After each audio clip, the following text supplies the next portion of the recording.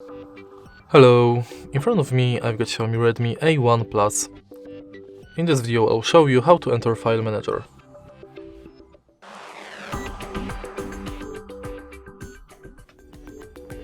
In the beginning, let's go to App Drawer and search for Files app.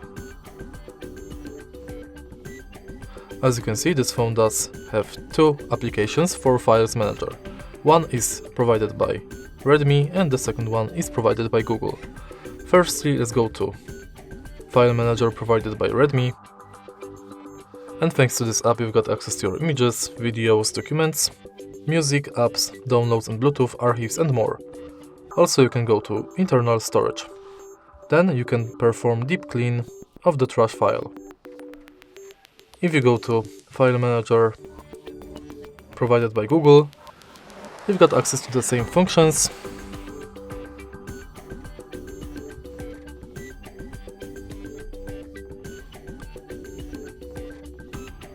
And also you can use nearby share to send and receive files quickly. Also you can provide deep clean, but then you can go to bin where you can find your recycled bin and deleted files. And that's basically it.